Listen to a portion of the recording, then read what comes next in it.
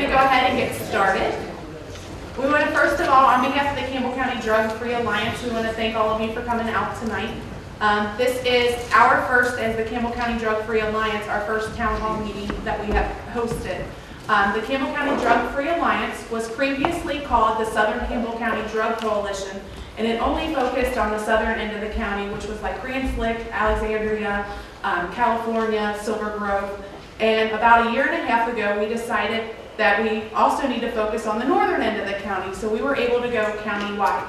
So as the Drug-Free Alliance, some of our representation includes Dayton Independent Schools, Silver Grove Independent Schools, Campbell County Schools. We also have the Campbell County Extension Office, the Health Department, North Key, the Lions Club, and some other business partners as well. There's about probably 15 different sectors that are represented in our alliance. We meet the first Wednesday of every month at 8:30 at the Alexandria Police Department. They are one of our partner law enforcement agencies because they provide the SROs in the Campbell County Public Schools at the middle school. The Campbell County Drug-Free Alliance was founded in about 2007, and it started out with Campbell County schools and Silver Grove schools being contacted by North Key and the Health Department to see if we would be interested in an initiative to look at substance abuse with youth.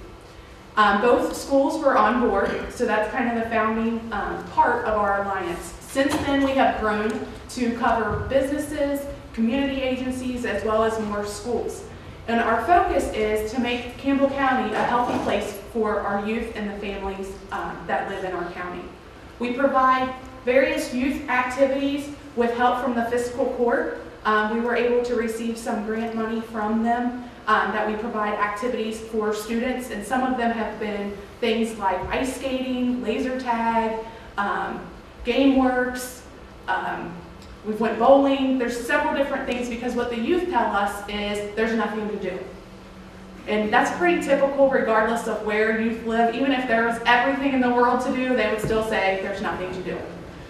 So we try to provide a few different activities. Last year we even had the opportunity in the spring to take the students out to Potter's Ranch in Union, and they were able to go zip lining and hiking and learn how to do archery and some other outdoorsy kinds of things that unfortunately we don't have those available in our community. But as the Alliance, like I said, we're all volunteers that are members because we all have a common interest in wanting our youth in our county to be as healthy as possible and know that not everyone is using some type of substance abuse, because unfortunately teens kind of have that image that, well, everybody else is doing it, then I should do it too. And through statistics, we had a campaign last year and the year before, and it was actually called 3 out of 4. And 3 out of 4 youth say that they do not use alcohol. And when you talk to other youth, they say, well, everybody I know is doing it, when in reality, that's not it. We also have had our youth do environmental scans, and this was an opportunity for them to get out into the businesses and communities that sell alcohol and tobacco and to see if they were following the statutes that are in place, such as having the stickers that say we do not sell to minors under 21, or you have to be 18 years old to purchase tobacco products, and kind of make sure that things weren't covering those logos and things of that nature. But the Campbell County Drug-Free Alliance, we are open to anyone who would like to become involved. We are always searching for new members. And that could be parent advocates, grandparents, youth, anyone who wants to be involved. We're willing to get anybody's assistance, because it takes a group effort in order for us to kind of conquer the substance abuse problems that our youth are faced with, as well as adults. And one of the things that is in the process is looking at what facilities can provide treatment, because unfortunately there's not a lot out there, especially for youth as well as adults. Fortunately, we have got to a point where there are a couple adult facilities where help can be reached in northern Kentucky now, but we're just not quite where we need to be when it comes to the youth end. So we have a lot of different avenues to kind of conquer. We're trying to get some federal funding through a DFC grant to kind of make that our mission to go a little bit stronger than where we are at this point. On the screen above me, you can see what our mission is, and we pretty much look at prescription drugs, tobacco, and alcohol. Those are the primary ones, but there are other opiates that we look at as well. Going on for the rest of why you guys are here, we have 3 different guest speakers with us tonight. On your green piece of paper, you can see who all is going to be with us tonight. Charlotte Weatherington is what I call a parent advocate, but she is a recovery advocate for Transitions, Inc., because she's going to share her own personal life story and some different ways that we can get involved. And I'll read her bio in just a minute. We also have Dr. Kalfas with us here tonight to kind of show the medical perspective, and then Director Bill Mark with the Strike Force to give the legal perspective when it comes to law enforcement. And we're also fortunate to have some of our county representatives here with us tonight, and they're going to share some insight when we get to questions and answers as well, if it is fit. In your pews, you will see little index cards at the end.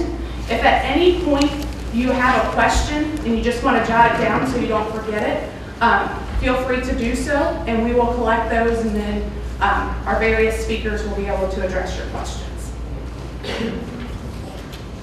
So we'll go ahead and get started. Charlotte Weatherington is a former Kenton County teacher and mom of a 1997 Simon Kenton graduate.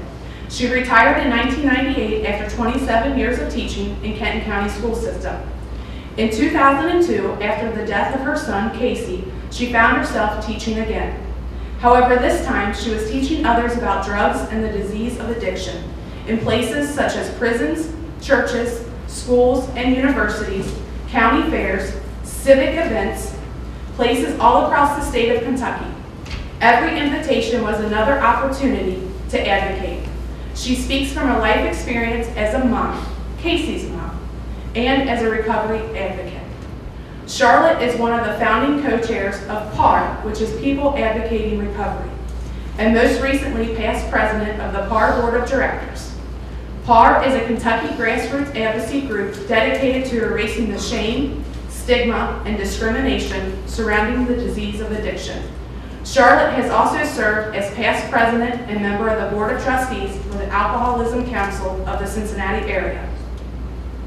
In seeking help for her own grief journey, Charlotte, with the help of 2 other moms who had also lost sons, established a grief support group called PEACE, Parents Enduring Addiction Consequences Every Day. What started as a facilitated support group has become a peer-driven group that has met monthly for the past 8 years.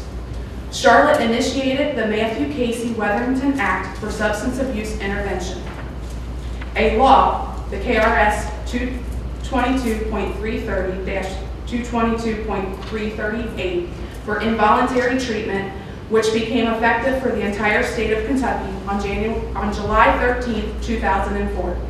It allows parents, relatives, and/or friends to petition the court for treatment on behalf of someone with a substance use disorder, regardless of age and without criminal charges. In January 2005, Charlotte was hired by Transitions, Inc. as a recovery advocate. Transitions was one of the substance abuse treatment agencies in the state that applied to operate a Recovery Kentucky Center modeled after the Healing Place in Louisville and the Hope Center in Lexington.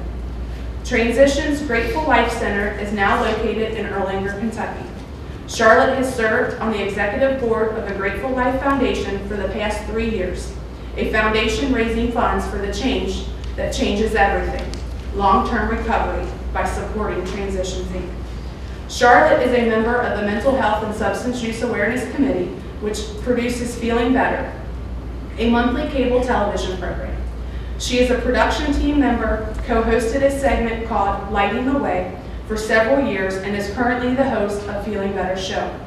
This program is designed to dispel myths and misconceptions about mental illness and the disease of addiction, and discusses practical information for staying well and recovering from mental health and substance use disorders.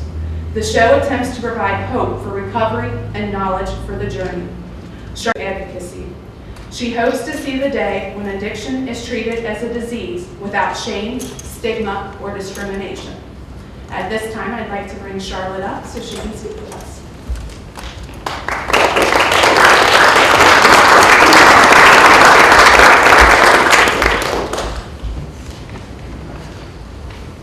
Well, you've probably heard more about Charlotte Wethington than you ever wanted to know. That was a pretty long bio. I want to thank you all for being here tonight. This is the first step, is getting people to come out and talk about this, because it's kind of like Joan Rivers says, can we talk? And that's what we're doing tonight, and it's great to see you all out here. I can talk for hours on this. Tell me I can talk for 20 minutes, I'm really struggling. So bear with me, I'll try to just talk fast, which is not in my power usually to do. I am Charlotte Wethington, and I am Casey's mom, above and beyond anything else that I will ever be. I will always say that I know that Casey was a good person that made a bad decision. But our decisions do not define who we truly are. And I know, and I'll be the first to say, that Casey did make a choice to use the first time. But what I know about addiction is that once he did become addicted to drugs, that his choice was over with. I thought because Casey came from a two-parent family where he was loved and cared for, where he did not see the misuse of any substances, where he was taken to church and Sunday school, because he was loved and cared about and had a good family, and we were doing the best we could to be good parents, because he was a good kid, because he was intelligent, because he knew about the dangers of drugs. I thought for all of those reasons it would not happen to Casey, not to our son. What I soon learned was that it doesn't matter who you are, where you come from, how much money you have or don't have. Addiction is an equal opportunity disease. It does not discriminate. And I think that we are seeing that more and more all the time. And I think that's why that now we are talking about this, that it's more out in the open than it ever has been before. I had a mom say to me about 2 weeks ago, she called and said, I think we're at the tipping point because enough people have died. And I said, what a sad commentary that is, but it is a reality. And we wouldn't be here tonight if that were not the case. Of course, I thought when Casey died, the world should have stopped right then and something should have happened. I'll tell you more about that in just a minute, about what has happened in the last 10 years. But, I thought Casey was just a typical kid, a typical little boy that was just rough and tumble and liked to take risk. I know now that risk-taking behavior is one of the signs that someone may engage in drug use. I didn't realize that then. Another thing I didn't realize about Casey was that we had it in our family. It was hereditary. There is a hereditary factor. And, we just said that my grandfather drank too much. We never called him an alcoholic. But, that was that generation. That was that day and time, not now. And another risk factor, of course, is the accessibility. Accessibility, affordability, and availability. And we have all of that, and have had that for quite some time. As I was saying a few minutes ago to the reporter, I think, every time I would see it in the paper that heroin is back, I would think to myself, it never left. It never left. It's been here all along. Where have you been? But because we're talking about it, because it's affected more families, we have woken up to the realization of what has been going on for the past 10 years. Casey's been gone for 10 years. Casey was at the Drug and Alcohol Treatment Center in Falmouth when Dr. Kalfas was there. And so, he was struggling with it then, with his patients that were coming in. And I think one of the first things I said at Transitions, when I came to Transitions Inc., the minute I walked in the door, I said, we've been treating alcoholics. Heroin addiction is different. We've got to treat it differently.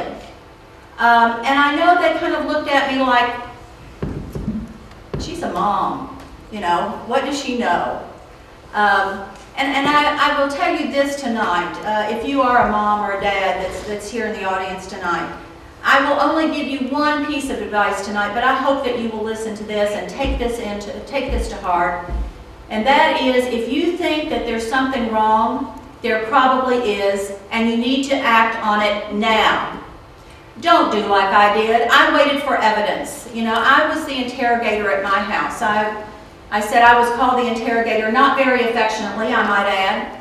I was the one that was supposed to ask all the questions, get all the information, and I did it. You know, I was like Columbo. I'd go in Casey's room, I'd close the door, and then I'd go back in and fling it open again, and, you know, just one more thing, Casey, you know, just one more thing. But I thought that was my job as a mom, and it was, and it is. However, I thought I had to have proof. I could never find it because Casey was very secretive and very clever about hiding what he was doing, and that is all just part of the disease. The manipulation, the lying, that's just part of protecting what they're doing. And I could never find that information. I could never find that evidence. Until one night. And you know, Casey, and I'll back up a little bit, and I apologize if I sound so convoluted tonight. Again, I'm trying to condense this into 20 minutes, which is a struggle for me. But Casey, I began to see some things with Casey that were troubling to me, and we sought counseling outside the high school where he was at that time. And that's about the time, middle school, high school, I began to see some things that were troubling to me. And so we got a counselor's advice from the outside of school, and this counselor said, well, you know, I think Casey's a kid that likes to walk on the edge, but I don't think he'll ever go over the edge. And I wanted to believe that, you know, of course I wanted to believe it. And I kind of went, well, that's a big relief. That guy's got certificates on the wall. He knows what he's talking about, and I'm just a mom. What do I know? Please, please, trust yourself. Trust yourself. You know your children better than anybody else knows them. Trust yourself. And so Casey graduated from high school. He went on to college. He went to the University of Cincinnati. And he lived with us for several semesters. He was on the dean's list, and I was kind of breathing a sigh of relief, thinking that everything was going to be fine. He was going to do everything. He was going to graduate from college. He was going to get a good job. He was going to find someone he loved and cared about and get married, have children. I'd be a grandmother. I had it all planned out. Didn't work out that way. One night, Casey came home. He was just dropping by for a visit, and he left after a few minutes, said he'd be back in a little while. I noticed he didn't take his backpack. That backpack was like another appendage on Casey. And so when he pulled out of the driveway, and I saw him turn up the road, I went in the room, looked in his closet in a backpack, and there, lo and behold, was a container yay high with marijuana buds in it. I went out, showed it to my husband. He said, yep, that's what it is. He took it to the fireplace in the basement, burned it up the chimney it went. I said, just like Cheech and Chong, it was up in smoke. Now, if I had it to do over again, guess what I would have done? I would have put that marijuana right back in that backpack, right back in the closet. I would have waited till he got home and called the police. That's hindsight. Now hear me say this, addiction is a disease, not a crime. Say that again, addiction is a disease, not a crime. We have tried to treat it as a criminal justice issue for far too long. It is a health issue. Unfortunately, because of this addiction, because of this health issue, people do engage in criminal activity. Now also hear me say this, if the only way we can get a hold of somebody to save their life is to put them in jail, I am there. I am there. I just would hope that we could get to people before they get to that point.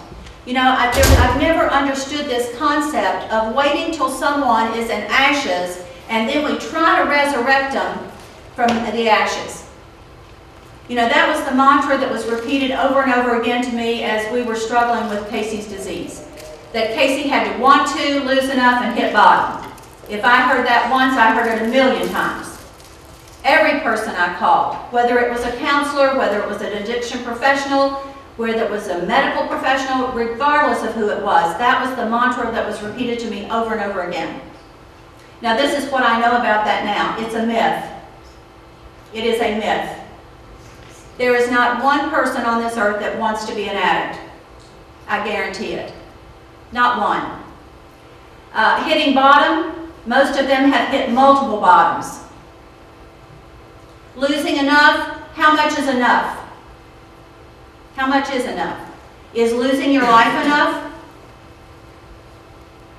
There's one thing for sure, you got to be alive to recover. So, you know, we were waiting for all those things to happen. I trusted that what I was being told was correct. I said I had a deadly combination. I was uninformed and then I was misinformed. Now, thankfully, things are changing, and I am so glad for that. People are becoming more aware of this disease and how to treat it and how to deal with it. Thank the Lord for that. So anyway, Casey continued in his drug use, and we didn't know how the progression of it because he wasn't living at home. Until one night in February of 2001, he called and said that he was addicted, and well, no, that was in February of 2002. I'm sorry. In December of 2001, he was with us at Christmas time, and he said, "I don't know who I am anymore. I don't know what I like to do to have fun anymore. I don't know." Now, by this time, Casey had been put on academic probation at UC. He was no longer a student there. Everything that he had ever loved or cared about had fallen away, and he had lost himself in the process. And so we took him to Falmouth, and well, in 2002, in February, he called. And he said, "I'm in trouble, Mom. I'm addicted to OxyContin, and I need help." And I thought, well, we're here. We've arrived. He's asking for help. This is it. That's what they've been telling me has to happen. So we went to Falmouth, and Casey stayed for 6 days. And he left because he could. And he went back to using, and he overdosed for the first time in May of 2002. He was on life support when we got there. When we were walking down the hall, he said, "Mom, I have a love affair with heroin." I had no clue what that meant, not in the least. But I would soon find out just how deadly that love affair was. And in May, he overdosed again. And when we got to the hospital, there was a nurse that was kneeling down in front of our son. They had shot him with Narcan, and he was talking with them, and she was trying to tell him about, you know, what he needed to do and about the 2A's in her life, really sharing some personal information with Casey. And he and so he left that night. And well, before we left though, she looked up at me and she said, "Honey, he's still too young. He hasn't lost enough yet." And I looked at her, and I had no idea how prophetic my words were going to be, but I said to her, "What if he doesn't live to be old?" That was in May. In June, or that was in June. In August the 9th, Casey overdosed for the third and final time. He was in a coma for 10 days. It was at that point that we could decide about a feeding tube. We could decide about a cage in his lung to capture blood clots. We could decide then about turning off the life support. It was too late for us to make decisions at that point. We wanted to intervene while Casey was still alive, not after he was at the point of death. Casey died. We turned off the life support on August the 19th, and he was buried on August the 22nd. Now, I left out a piece of the story where Casey was arrested in Noblesville, Indiana, with a small amount of marijuana and some paraphernalia. He had Xanax under his floor mat, which we would find later. But anyway, they released him on his own recognizance and told him that he could receive a summons to appear in court in 90 days. We received that summons the day of Casey's funeral. It was too late. I said, I don't know when the epiphany happened, that I decided that I was going to try to make a difference for other people. It could have been the day that I called the courthouse and I said, I want to get in touch with the judge that my son appeared before, and because I want to send him a letter. And when I told her who I was and the person I was calling in regard to, she said, well, we have a warrant out for his arrest. And I said, well, good luck. He's buried at Spring Grove Cemetery. I wrote a letter to the judge. I wrote a letter to the prosecuting attorney. I sent pictures of Casey. I never heard from any of them. But she informed me that day that when I told her what I had wanted to happen when when Casey appeared before that judge, she said, well, you don't understand how the system works. And I said to her, well, if that's how the system works, there's something wrong with the system. I think it was at that point in time I decided I had enough. You know, I hesitate to say this, we're in a church, but do any of you remember Network? That movie, it's an old one. At the end of it, the man leans out the window and he says, I'm mad as hell and I'm not going to take it anymore. Well, that's where I was. And a lot of days I still am. Because there's a lot that's still wrong. There's a lot that still needs to be changed. We're getting better. That's the good news. That's the hopeful part of my message tonight. And when Casey passed away, we wanted to donate his organs. We wanted Casey to live on, desperately. We couldn't because he was an IV drug user. So we did the next best thing. We donated bones and things that we could donate of his body. But I said God had a bigger plan than we did. Because through Casey's law, Casey is living on. I had the privilege of being at a breakfast on Thursday morning. Transitions hosted a breakfast at the Metropolitan Club, and we had several of the judges. We had Judge Malin from Family Court, we had Judge Grotehouse from District Court, and we had Judge Easterling from Juvenile Court. And Judge Grotehouse and Judge Easterling in particular mentioned how grateful they are for the option of having Casey's law. They said it's an option that they didn't have before that they have now. I'm very grateful to be Casey's mom.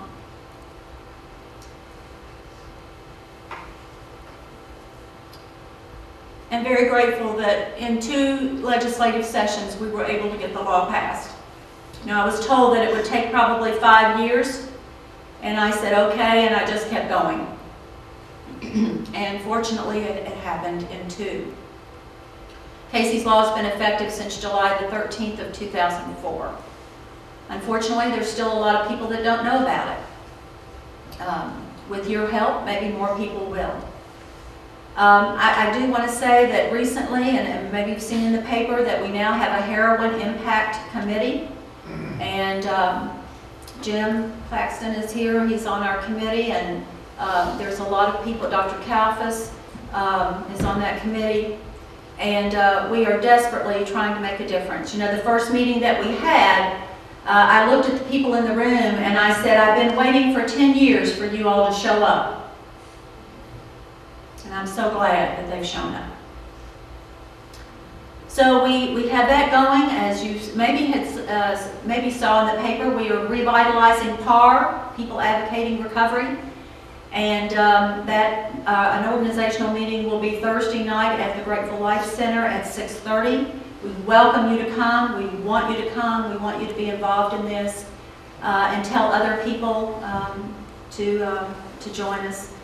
So, and as was mentioned, we have our Peace Grief Support Group. I got a call just this evening from a mom who said her son had passed away from a heroin overdose February the 2nd.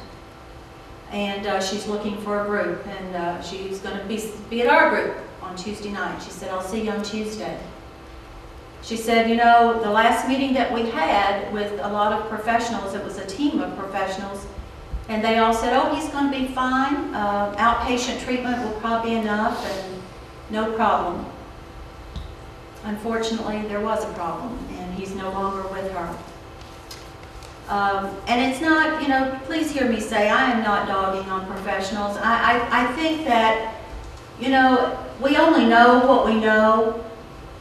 But thankfully, we are learning so much more about this disease than we ever knew before. And I do have good news. House Bill 79 passed the House today, and that is to expand the use of Narcan, naloxone, so that,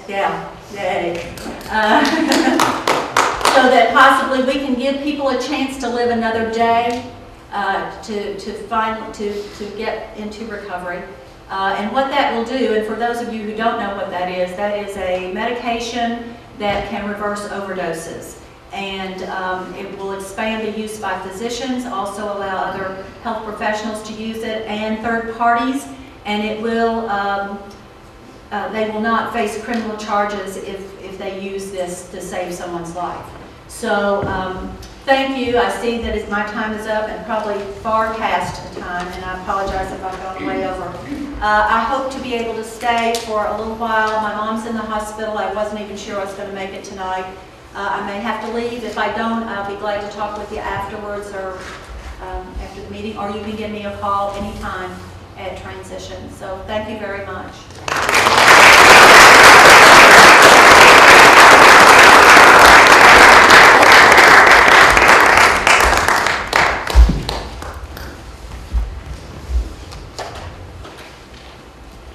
Our next speaker is Dr. Kalfas. His bio is that he is a lifelong Campbell County native. He moved to Highland Heights at age 1. He graduated from Campbell County High School, got his BS in biology at NKU, and went to the University of Kentucky for medical school. He did his residency in family practice at Bethesda Family Practice in Cincinnati, Ohio, and from there went to work in Falmouth with Patient First in 1996. He took over as the medical director of the Drug and Alcohol Unit in 1997. He became boarded in addiction medicine in 2000. He stayed in Pendleton County until 2011 when he changed jobs to Premier Family Medicine, which is owned by Christ Hospital. His current practice is in Fort Wright, Kentucky. Dr. Kalfas.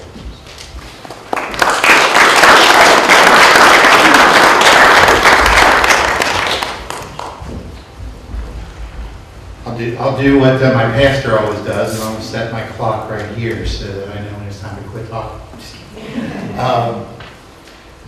I always appreciate hearing Charlotte talk. I just want to finish on a couple of things that she started that expound on. First of all, she just gave us a little nibble about the naloxone bill passing. And I got to say that's wonderful. What naloxone is, it's the drug that we give to save people in an overdose. So when someone comes into our emergency room not breathing, that's what we slam through an IV to try to get them back if we get to them in time. There is a preparation of this drug that you can put in a nose spray. And if you find someone down, you can shoot it into their nose and potentially save them at that point. Obviously, the advantage of that's obvious. You don't have to wait till they get to the emergency room to do that. The first responder in the field, before there's an IV in place, can do this. The potential to save lives here is tremendous. As Charlotte said, we have our Heroin Impact Committee here in Northern Kentucky, and our first goal with that committee was harm reduction, and that was to stop the dying. So Charlotte said they can live long enough to go into recovery. As a physician, one of the things I learned early on was that if you look at the diseases that people die from, we really haven't we've gotten pretty good at fixing a few things. We can do bypass surgery and stents. We've got Da Vinci robots to do surgeries. But when you look at a lot of the things that we die from, an advanced disease is still an advanced disease. The way that you save lives in medicine is not through just catching people in the ashes, as Charlotte put it, but it's through early prevention, prevention and early detection, early treatment. Those are the diseases that we do best with. I'd much rather catch you when you have a blockage in your heart than after you've had 2 or 3 heart attacks. Likewise, when it comes to this disease, and you have to treat it like a disease, you want to catch this early when there's still salvageable. Well, everyone's salvageable, but when you have a better chance of successfully salvaging someone. When I started in addiction medicine in 1997, I was trained by the old school folks that she talked about. And that was the mentality we had. We were used to dealing with alcoholics, and we were told that, you know, well, when they get bad enough, they'll come around for help.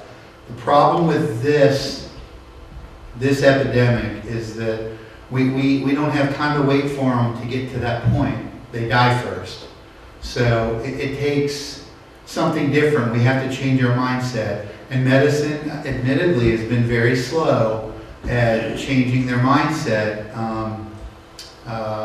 in doing this.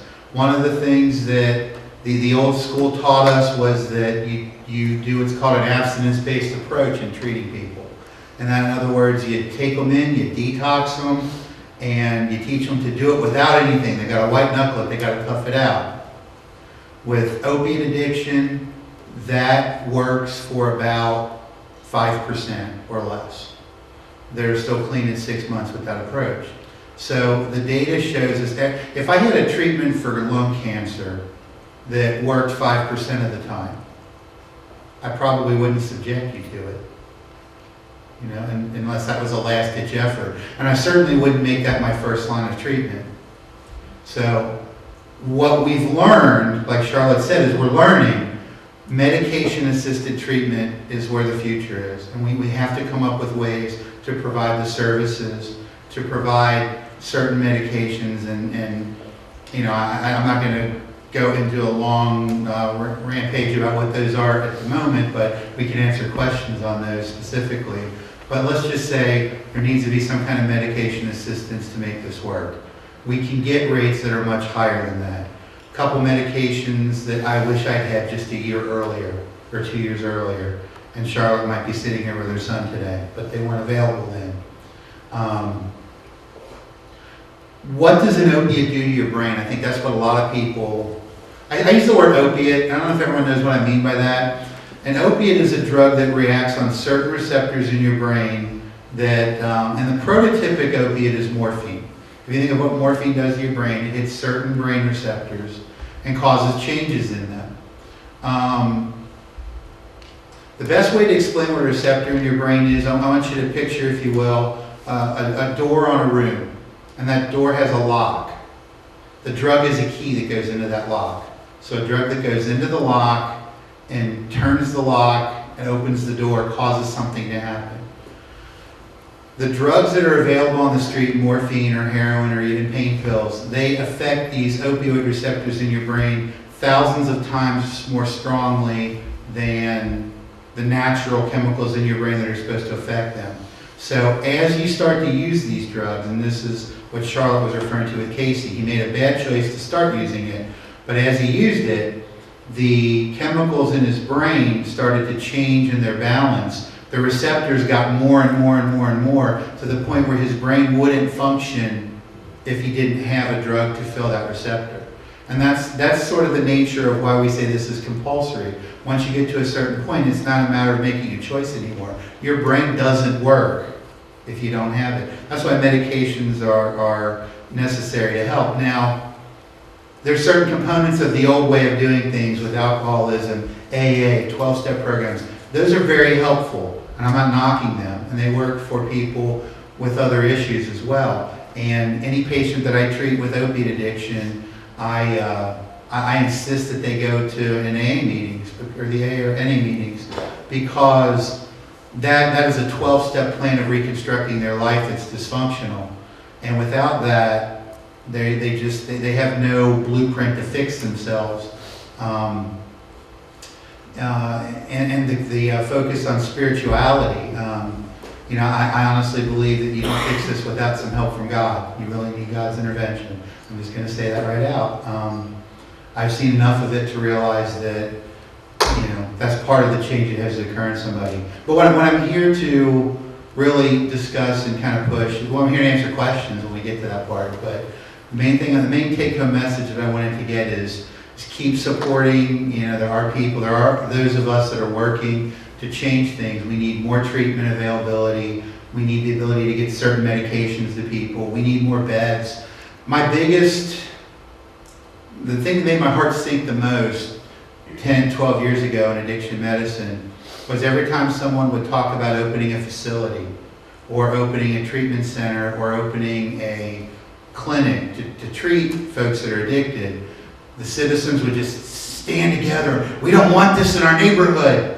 We don't want those people here. Well, enough of us realize those people are our children and our brothers and sisters and our loved ones, that it's here. It's in your neighborhood whether you want it there or not.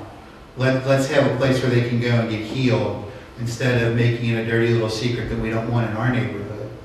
But that's what we need. We need a community that stands up to this, that's willing to put resources into treating it, to stop criminalizing it. If you're, don't get me wrong, if someone breaks the law, they break the law. But if your only treatment for people that are opiate addicted is jail, you better build a couple more. Because we don't have enough jail space for all of them. And we don't have enough officers to man that. They've got better things to do than be drug police. We need to be able to treat people. So that's really what I wanted to say for the most part. So I think we'll have some questions later, right?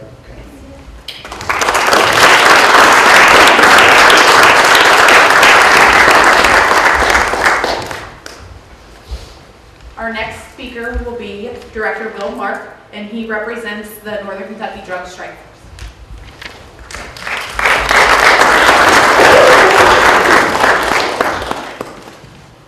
Thank you very much. A little bit about the Drug Strike Force. We are a multi-jurisdictional drug enforcement task force. Our officers investigate drug trafficking in Boone, Kenton, and Campbell counties. We are supported in part by the generous support of Campbell County Fiscal Court and Judge Pendry. And most of our cases, at least in this part of the region, are prosecuted by your Commonwealth's attorney, Michelle Snodgrass, and she and her staff do a phenomenal job. Heroin trafficking in Northern Kentucky makes up the majority of the work that our officers do. It's not something to be proud of, but you all are living in the heroin abuse capital of Kentucky.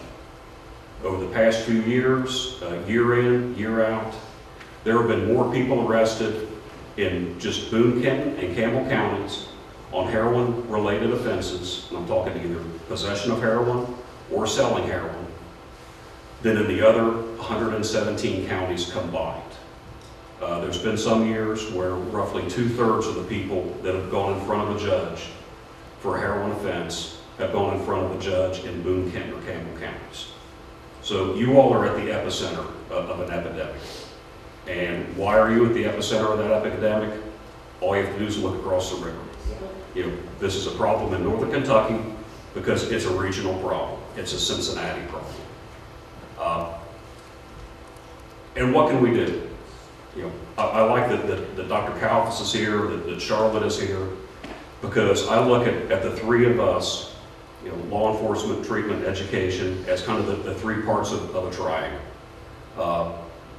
Yes, a lot of the drug offenses are criminal offenses, but we can't enforce our way out of the problem, especially when it comes to addicts, to people that are users. We have to have adequate law enforcement resources, but we have to have adequate treatment resources. We have to have adequate educational resources.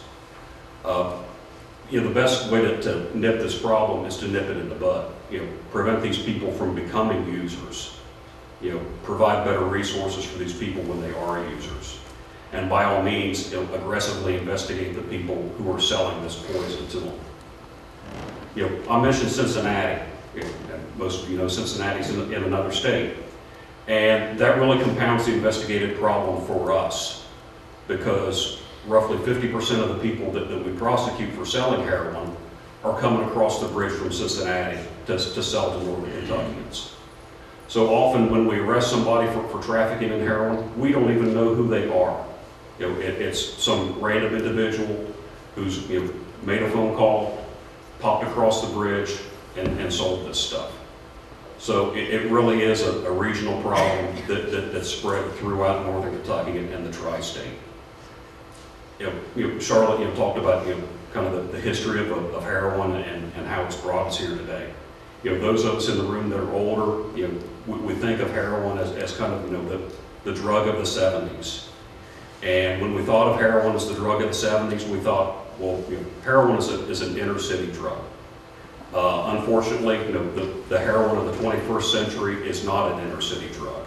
It's an inner city drug, it's a suburban drug, it's a rural drug. It's in Newport, it's in Highland Heights, and it's in Silver Grove. It's permeated every part of our region and every part of our community. And I think if we're going to whip this, we have to whip it as a community. We have to take an aggressive law enforcement stance against it. But if we're going to solve a community problem, we got to do it to get together as a community. We got to have adequate law enforcement, we have to have adequate treatment, and we have to have adequate education. And we have to support that community approach as a community.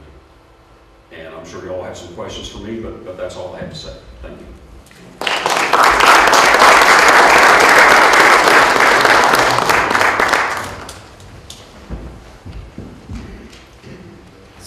Before we get to the question and answers, I want to recognize the different partners that we do have as part of our Campbell County Drug Free Alliance, because some of you may be familiar with them, and I want to make that be known.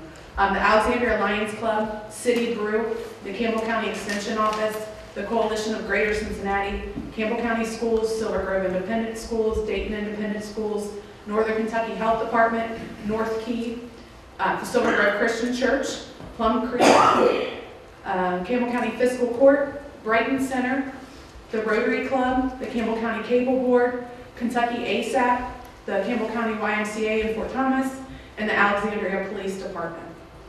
As I've already said, we do meet the first Wednesday of every month at 8:30. We're just a group of individuals that want to see change and want to see our community be a safer, better place for people of all ages. Sometimes things don't work as fast as we would like them to. This, like I said, we started in 2007, and each year we just kind of get a little bit farther. But it is, in my opinion, a never-ending process, because as soon as you think you have things figured out, something else comes up, or a different drug becomes on the forefront.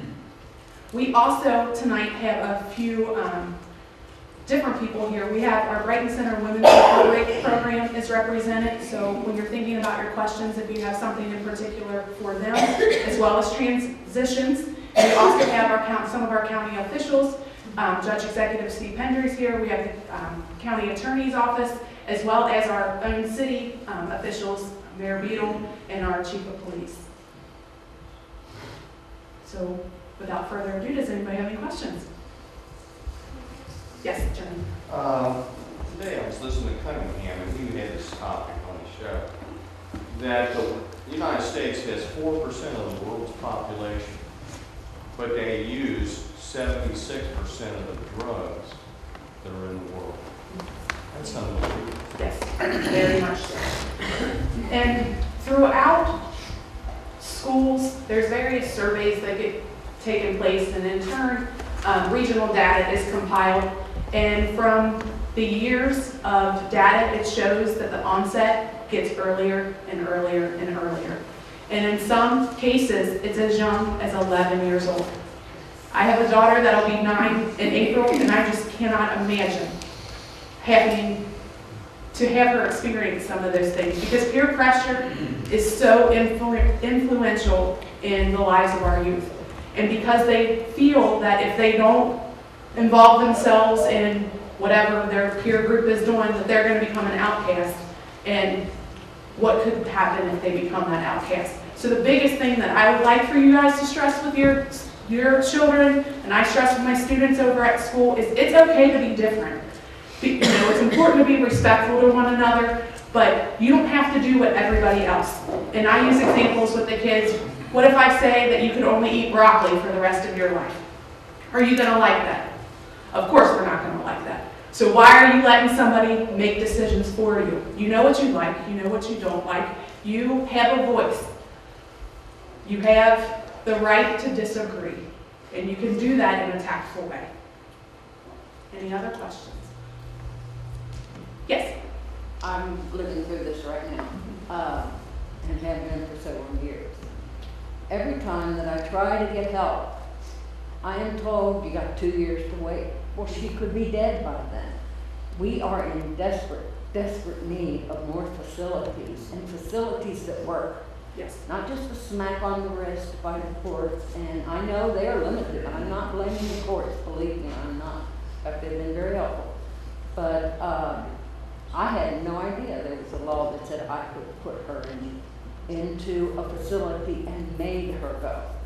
If I had known, I had no idea that any of these things existed. Because believe me, I would have been calling on you for help.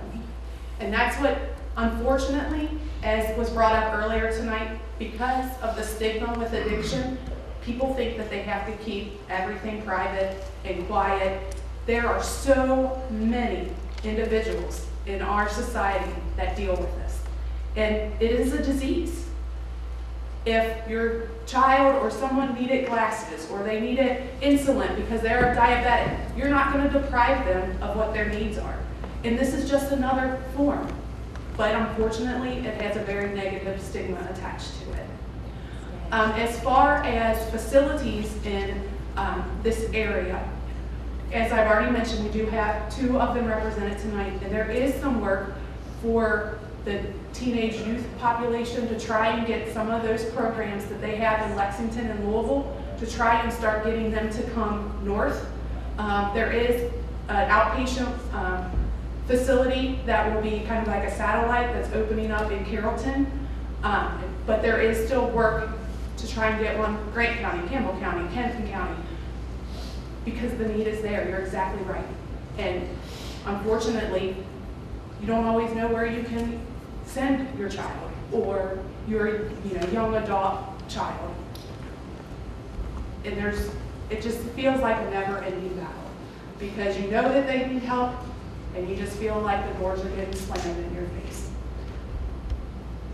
Yes, go ahead, Anita. Just to follow up on her comment, is there an age limit, Charlotte, that somebody has to be a certain age before you can try and enact Casey's law? And there's also seems to be, I think, a misunderstanding that there has to be already some kind of charge before. That's what I was told. And I think that needs to be cleared up. Okay. No, there's no age limit on it. And as far as charges, that was one of the things that I wanted definitely in the bill. When we were writing the legislation, there were 2 things I wanted in there. That regardless of age, whether you're 18 or 58, it doesn't matter. And without criminal charges, because what I have seen and continue to see is people who have gotten into treatment after they've been charged criminally have a felony on their record. And then when they go through recovery, the recovery process, and they are trying to live a life in recovery, then they have that barrier of a felony on their record to getting jobs and some of the housing, different things. It prevents them from getting on with their lives. Exactly, right, that they're always going to be labeled a felon. So, those were 2 stipulations, so definitely not any, this comes without any criminal charge. It's not criminal at all, no misdemeanor, no felony, it's no charge. What can happen is if the person fails to comply with the treatment order and they leave treatment, then the family can go back to the court and say, they have not complied. The judge at that point can decide whether he's going to charge them with contempt of court for failure to comply with the court order and order them to go to jail for a certain amount of time, whatever they deem necessary. But that is just to hold on to the person. That is not to charge them with anything. Charlotte, can you speak about, you were talking a little bit about Casey's Law there, and I'm a little familiar with it because I've heard you speak before, but if someone were to go start from the beginning with that process, what would they do? Can you provide just a little bit more information about Yes, that? and I can say too that Casey has a website, it's caseyslaw.org, so it's laid out on there as well. But it starts with a petition that can actually be gotten from the website. And it's basically names, addresses, why you believe that this person needs and could benefit from treatment. And then you file it with the district clerk. At that time, you were asked to sign a guarantee of payment, which again has often frightened people away because they say, I don't have the money, I can't pay for treatment. And unfortunately, a lot of families have already spent a lot of money on things like bailing them out of court and out of charges and things like that, out of jail. But the good news is that like the Brighton Center transitions to Grateful Life Center, and then we have 10 recovery centers around the state with others being built that don't cost anything, $0. So if you can make arrangements at a place like that, then that signing of a guarantee of payment becomes a formality. It is a moot point. So, and then once that's done, then the judge will look at it and say, whether he thinks that this is, a just cause. And so he will assign that person a public defender. He will set a court date for within 14 days. And also order that 2 evaluations be done, one by a qualified health professional, the other one has to be a doctor. I had hoped that we could have it be an addictionologist, a doctor that really understands the disease. Unfortunately, we don't have enough addictionologists in the state. I don't know, Dr. Kalfas, do you know how many we have? In Northern Kentucky, I think 3 maybe. 3, well, and in the state, I'm thinking in the state maybe I don't know, handful or a few more, but They're centered in Lexington. Yeah, so it wouldn't have been, fair for everybody in the state to put that in there. So, and then once that's done, then the person who has filed the petition has to see that that person gets to those evaluations. Now, if they fail to comply with that, again, there's another form that can be filed with the court to force them to go for the evaluations. Okay. And then, like I said, it's all the responsibility of the petitioner to line up the facility, make sure it's, and the thing about it is the right to choose the facility also gives them the right to choose a facility they can afford. So, because I think a lot of people have been afraid that they will go to court and the judge will say, well, let's send them to Hazleton, $30,000 later. No, most people don't have that kind of money. So, that's the good news, that you get to pick the facility. And so then when the court date arrives, hopefully the evaluators will be in agreement that this person does need and could benefit for treatment. And so it's ordered. And then, like I said, then if they fail to comply with that order, then there's also what I call the hammer in Casey's Law. While, like I said, while I don't believe that addiction is a crime, certainly the criminal justice system can be an intervention as well as Casey's Law. And that's what Casey's Law is. It's an intervention. It's not a cure. It's not a guarantee. It's an intervention. I would just like to add, if I may, another way to look at this is a lot of people are really confused, what the intent and the carrying out of this law.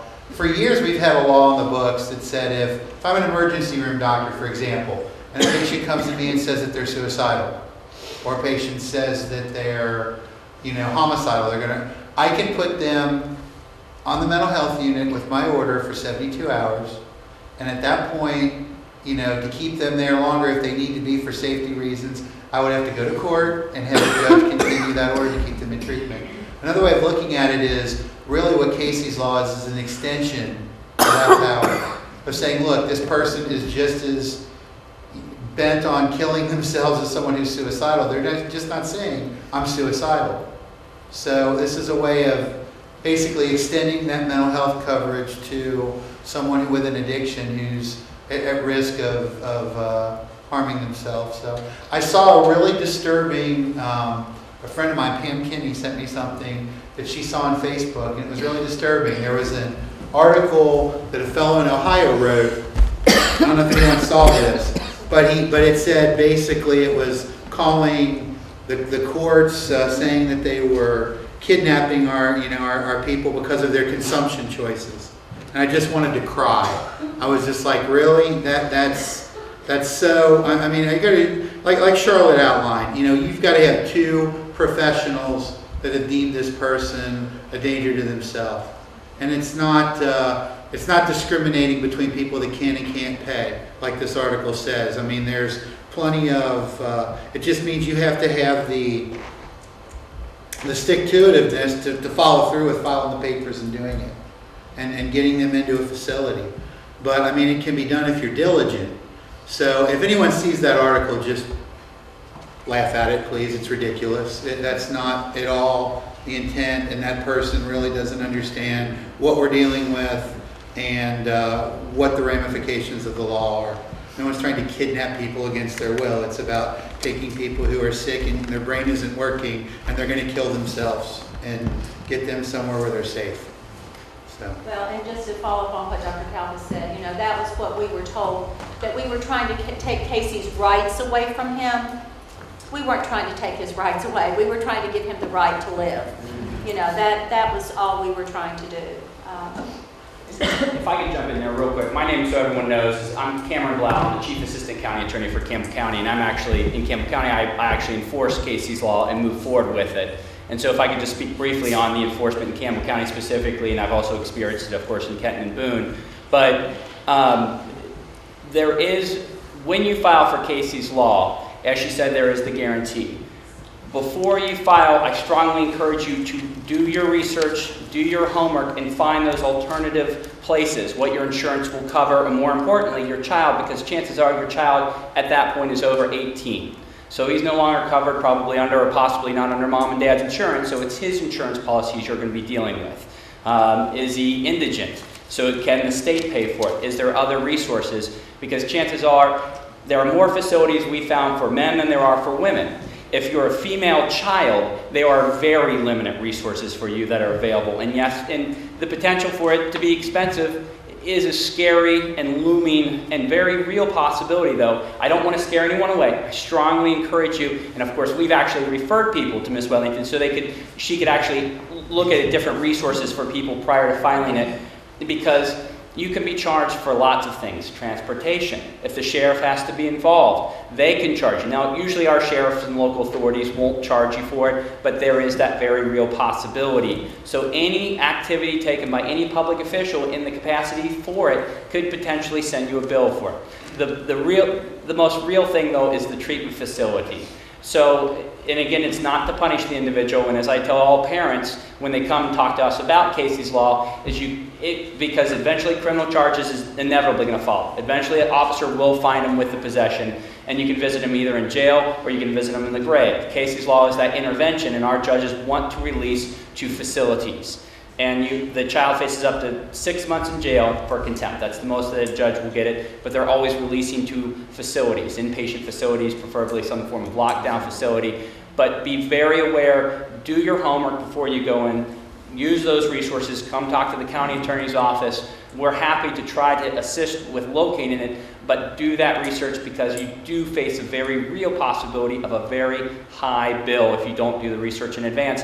Plus, if the judge is looking towards the parents or the petitioner saying, okay, what have you set up? What have you found? Where can I order them to attend so I can have my orders? And if you say, well, we don't know, then at that moment, the judge is at an absolute loss. They can order it to be released to parents to go to a facility, but they don't know what facility it is. And so then then the child is sitting in jail, not receiving treatment, and of course then eventually they're going to release the child to home incarceration because they don't want to keep them locked up. Now they're back in an environment where they can just walk out. Parents can come get a pickup order, but if they're roaming the streets, then you open them up to the opportunity again for overdosing. So please, just a warning in advance, do your homework before you file it. Come meet or receive those resources and try to have everything lined up. We're happy to assist. We're happy to pick them up. We're happy to transport them and assist parents in any way possible. But know that if you don't have everything lined up, then they're going to be ultimately released.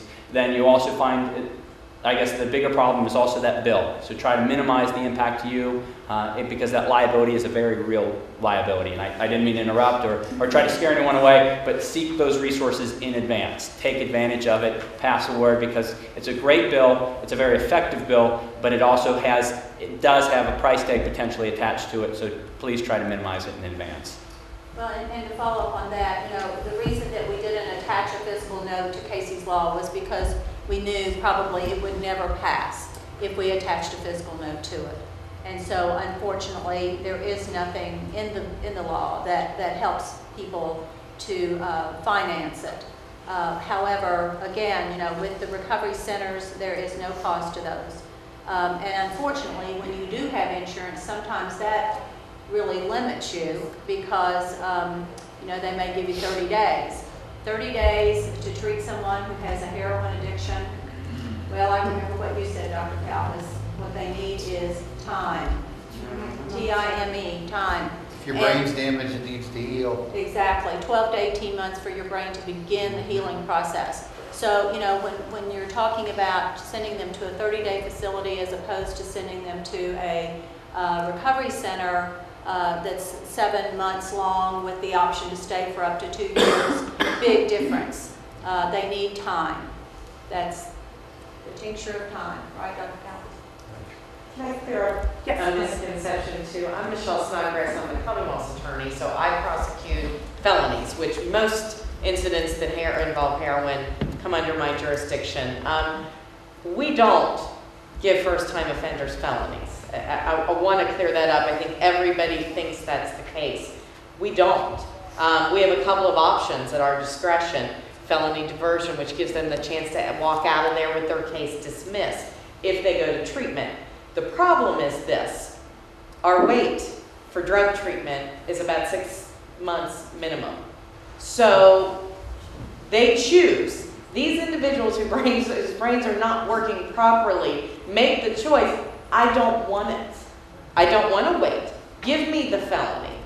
So they stand in front of the courts and they say, I don't want this diversion. I don't want the chance to avoid a felony conviction. I'd much rather take my time and I'll be back out on the streets.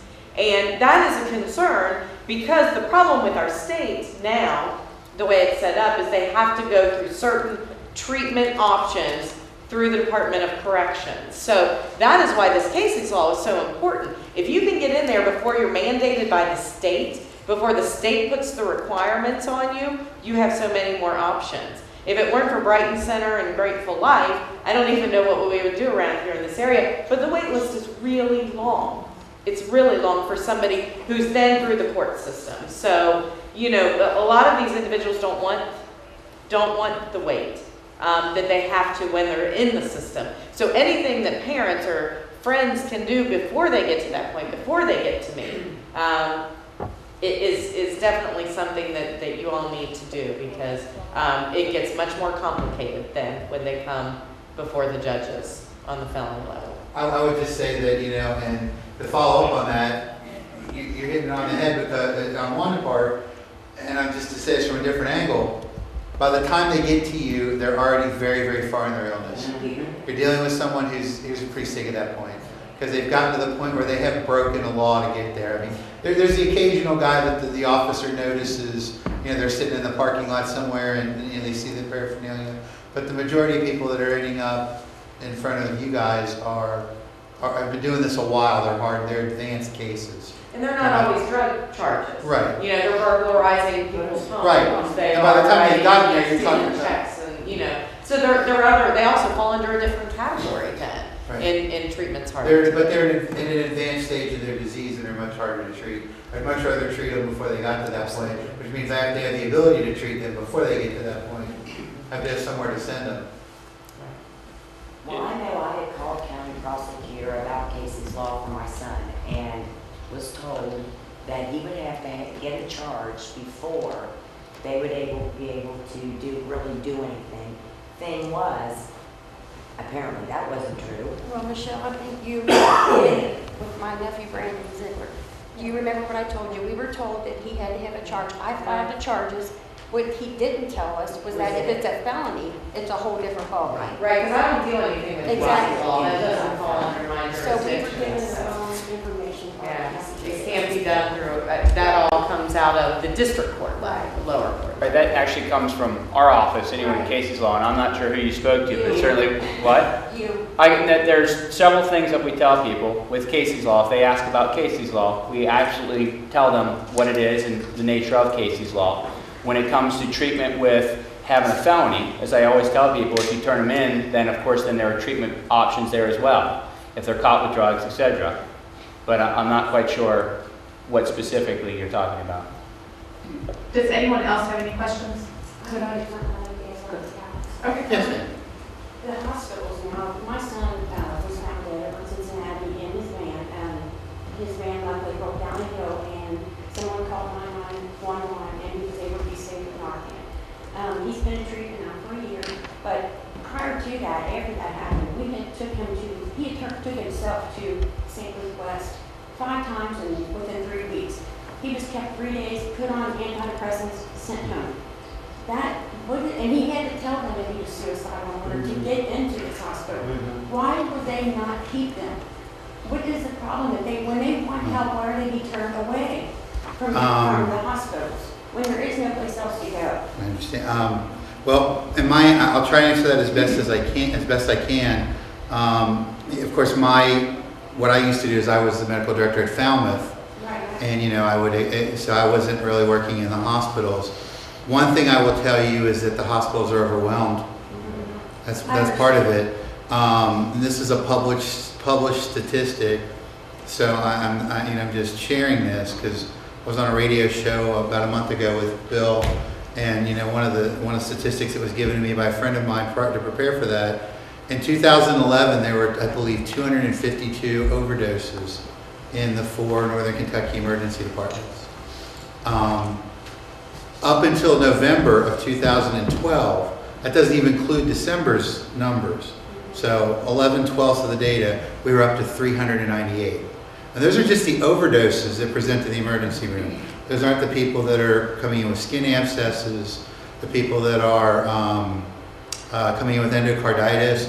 One case of someone where they have an infected heart valve and require surgery because where they're injecting the drug, it gets bacteria into their bloodstream, that settles on a heart valve and causes an abscess within their heart valve. One case of that's going to cost the hospital system about $300,000-$400,000.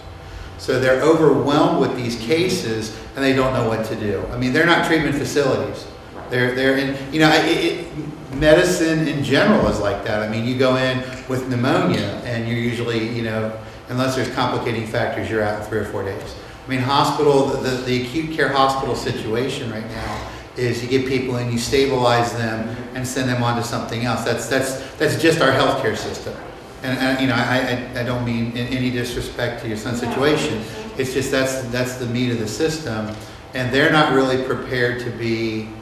I mean, I got a lot of respect for the emergency departments because I used to work in them. I don't anymore, but they bear the brunt of whatever society's going through, because that becomes the last ditch effort in the emergency department to get us out of a problem, and they're being overrun with this right now.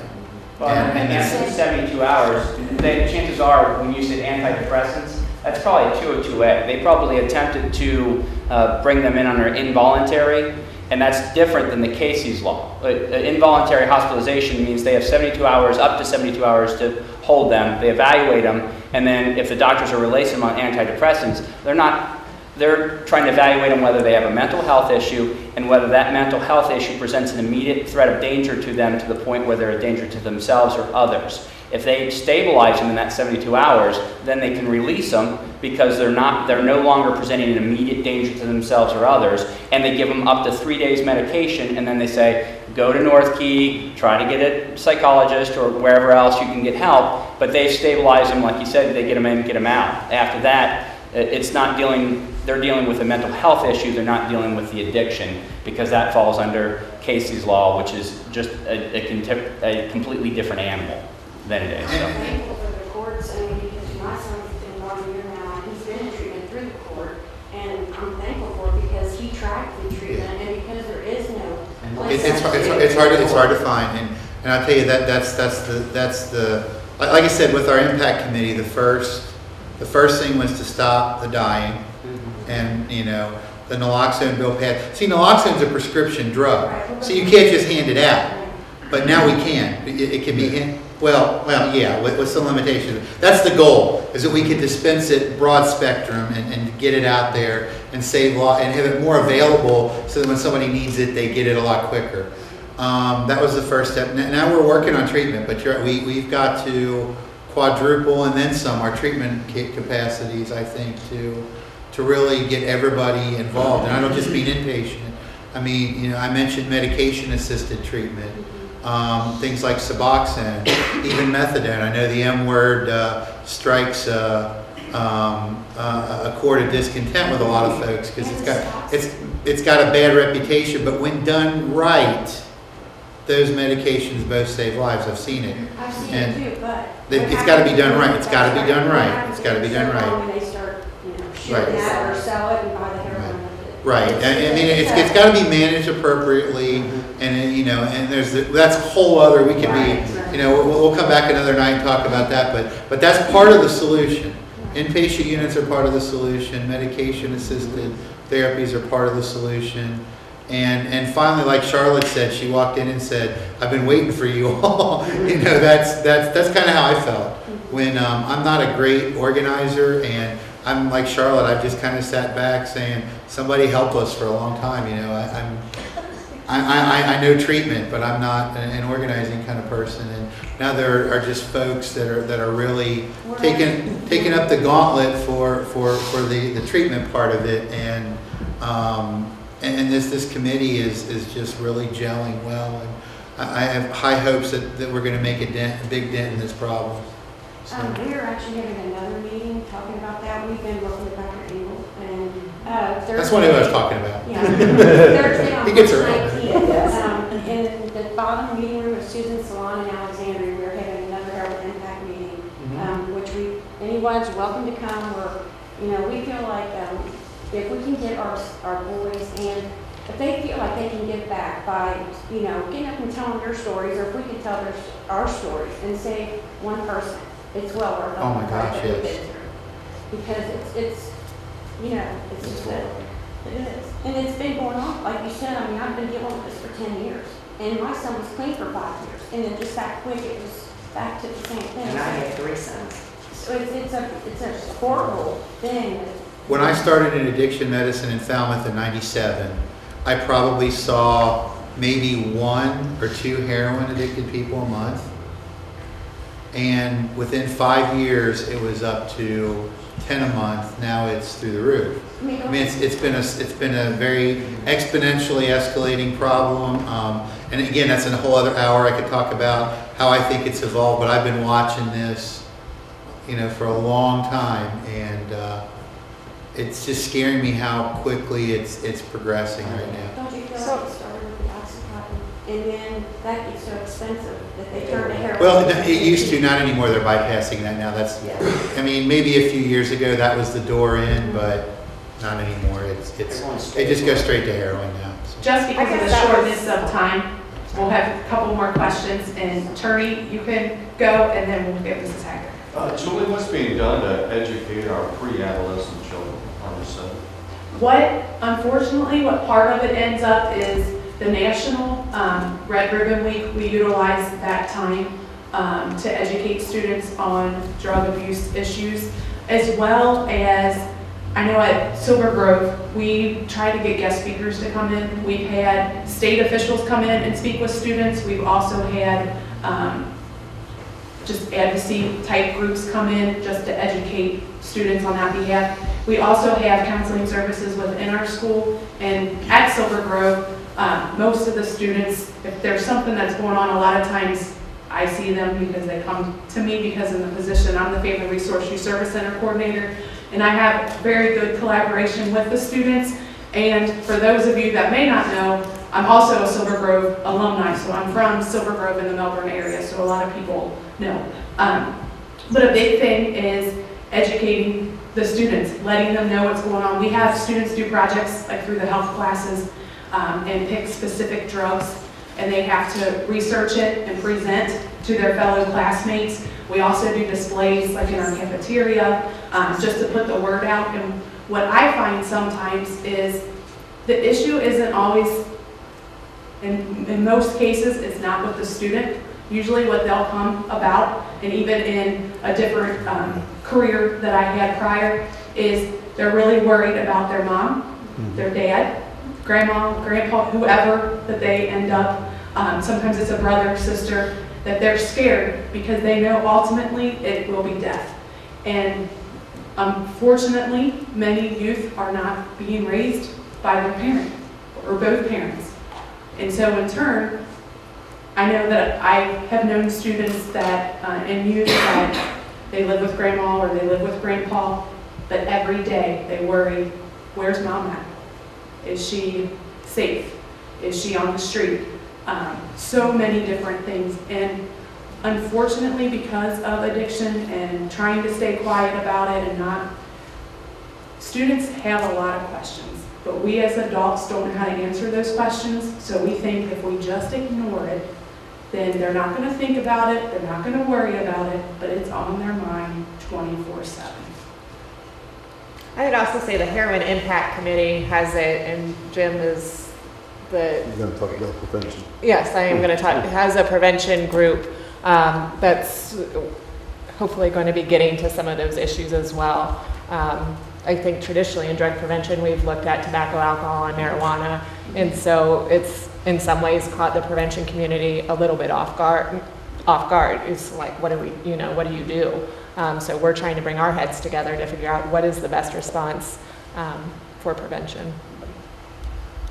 I want to thank the doctor there for telling me exactly what's happening to my granddaughter's brain, because one of the hardest things, I don't know about the rest of you, but the hardest thing I've had to do is work through my anger with her. And I am still angry with her, and she's angry with me. And now that I know that this girl has a problem that she cannot overcome without help, hopefully it's going to help my anger as well as her own. And that's a big factor right there.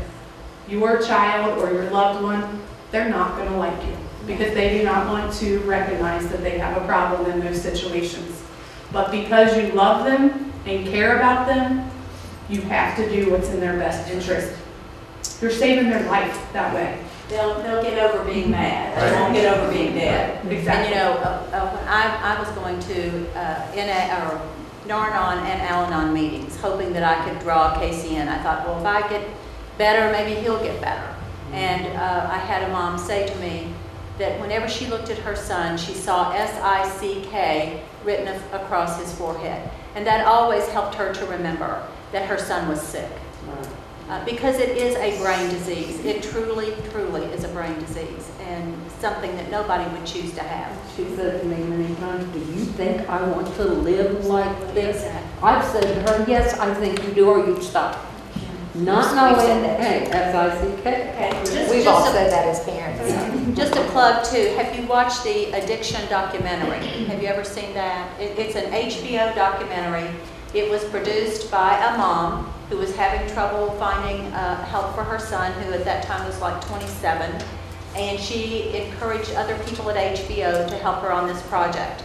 They produced an award-winning documentary just called Addiction. The subtitle is, Why Can't They Just Stop? Check it out. You can check it out on HBO, online, or I don't know if the Campbell County Library will have a copy, but you can certainly ask them to get a copy for you. Thank you. I just want to say too, Charlotte, that you're right when you say that, you being married, they don't have to hit rock bottom before, and tough love doesn't work. No. So don't think it does, because that's when my son would run over and died in Cincinnati for 12 minutes. So you can't go by all this old-fashioned stuff that says, they got to hit rock bottom or they got to, tough love. It's not like that anymore. Absolutely not. With that being said, I want to thank all of you guys for coming out tonight to hear our guest speakers. I want to thank our guest speakers for coming and educating all of us on intervention and prevention and how we can start to make a difference in our communities. I'd also like to thank Rob Brown from Silver Grove Christian Church for letting us use their facilities. And I also want to let all of you know, as part of the Campbell County Drug Free Alliance, we received some funding through Kentucky ASAP to provide prescription drug boxes. Silver Grove will be receiving one of those prescription drug boxes. It'll be housed at the police department in the city building. It is open to anyone to drop off their prescription drugs in that box. A lot of times people don't know what to do with them because they don't need them anymore and they end up sitting in the cabinet on the windowsill. So this is a safe way for you to dispose of those prescriptions. As soon as it is at the city building and at the police department, we'll make sure that the community is aware that it is there. Thank you all once again.